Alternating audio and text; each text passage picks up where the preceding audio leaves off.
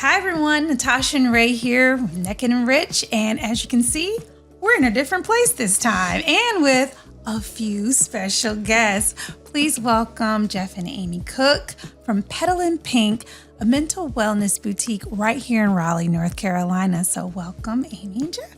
Thank you for having us. Absolutely. So want to kick off with just talking a little bit more about Petal & Pink. I'm not sure how many people have had the opportunity from our viewing audience to check out this boutique, but it is fantastic, let me just say. But can you tell us a little bit about the story? Why a mental wellness boutique? Well, it really kind of started, I went through a period of depression like so many people, especially during COVID. Ugh. And I started going to therapy. And one of the things, oftentimes my therapist would recommend different tools for me, whether it was a book or something to help me with mindfulness, meditation, things like that. Unfortunately, in the state I was in, I just didn't have the energy to go and search those things out because they were all over the internet. There wasn't one place you could go and get them. So once I went through my healing journey and got on the other side of it, I said, I think it would be really great if we could just have one place where people could go and find all different ways to support their mental health. Yeah. Because everybody's different. There's so many different ways that you can go about it. And so I just one morning said to my husband, would it be crazy if we opened a retail store for mental health? And his response was, no crazier than anything else we've done. Yeah, gotcha. So I took that and ran with it. Absolutely. I think the best ideas start with a question, would it be crazy? Yeah. So there you go. It's a great start. Well, why the name Petal & Pink? Yeah.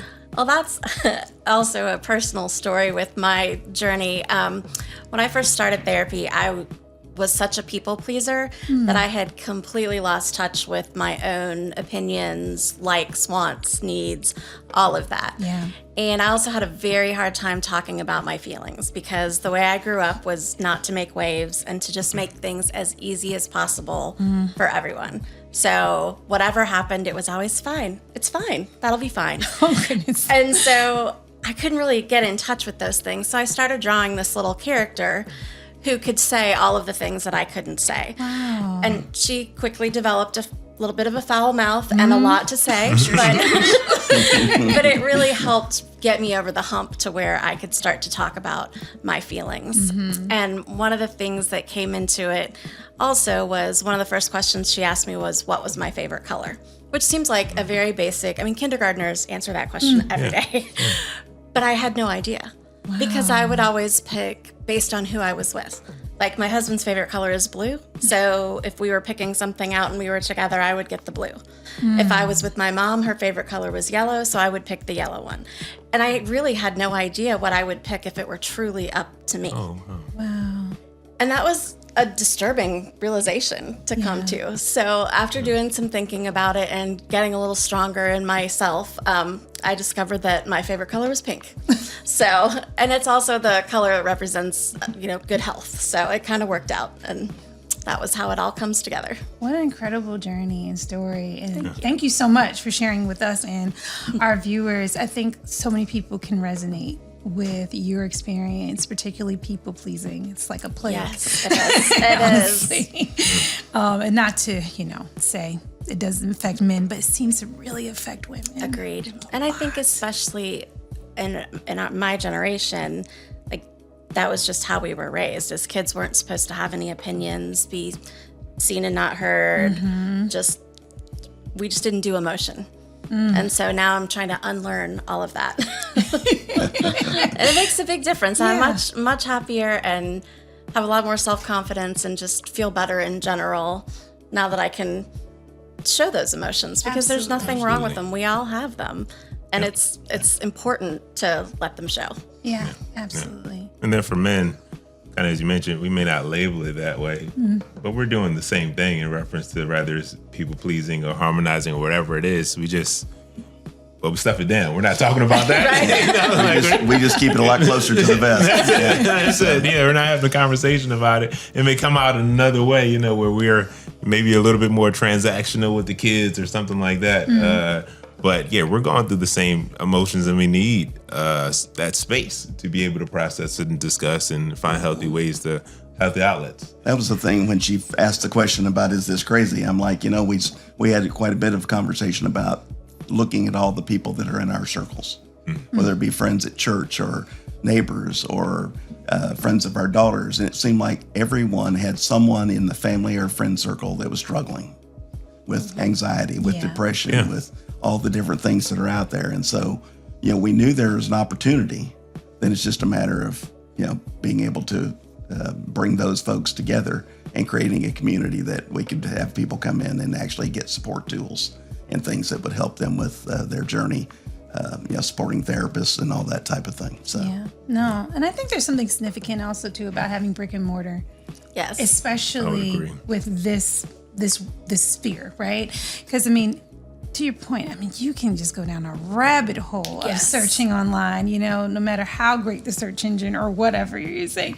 Right. But being able to sort of remove yourself out of the everyday chaos of your life or whatever it may be and come to a very pleasant place. And I will say their retail space is so pleasant. You walk in, you feel like you're taking a nice fresh breath of air, but having that space and having everything there and very knowledgeable and resourceful people. We've met your team and they're great just to help you. And that makes a difference too, because otherwise it can be so overwhelming. Well, and I also think that it helps reduce that stigma. If people go, there's a whole store for people like me, they realize they're not alone. It's not just you in the middle of the night on your laptop feeling like you're doing something secretive to be delivered in a brown box that no one knows. It takes some of that stigma around it and makes you realize this is something I can do that's good for me. Yeah. And it's something I can celebrate being able to do for myself. So I think, we do have a retail or an online store as well, but I really think if people get a chance to come into the retail store, it's just if I do say so myself, a very special environment where people can really feel seen and accepted no matter what's going on in their life. We hear all kinds of stories, and that's everybody's favorite part of being there is just connecting with people. So you've been open for how long now? A little over a year. Congratulations. Made it through that first year of retail. Looking back, what's been the most memorable, special moment that you can share? Gosh, you go first. That's a hard question. I think there's probably several I could share, but I think the idea of hearing the stories and being touched by those stories and allowing them to have that safe space to share the story, and then knowing that they have people they can count on as part of their team to be supportive. Yeah. Because those people come in and we have that conversation and they keep coming back again and again for products and sometimes just to stop in and say hello. And we've heard a lot of stories of a lot of struggles over the last 13 months, as many people do. But I think to me, and I think the employees, when you talk to them about what's your favorite part of working every day, is we're hoping one of those folks will come in and we feel like we made a difference. Yeah. And we help them in that moment and hopefully in the future. Because that was kind of what her idea was to start with, to create a community. And even some of our folks at church call it our little ministry. But it's to really have an impact on supporting people that think they're not okay. Right. And letting them know that they are. And then just giving them that opportunity to come in anytime they want and just talk and be heard and be seen. As she said, I think that's my favorite part. And then it is kind of neat to get all the little new things that we get in all the time and go, ooh, wonder if this will say. And sometimes it does and sometimes it doesn't. But there's some really cool stuff. It's like we got some boxes last week and everybody's like, oh, it's Christmas, because that's our employees like we can open up the packages. And so that comes all year long because she's always researching and looking for new things. But it really has touched my heart many times, having those conversations with customers and knowing that we just feel like they're part of our family now and they can come in anytime they want. So that's awesome. And I would probably say the same thing. We've had just so many customers that the one I'm thinking of most recently, she came in and she just kind of stood there for a second. She said, I feel like I can breathe in here. And I was like, that's awesome. There you go. That's just one. We won. Yep. I'm like, well, that's what we're here for. So yeah.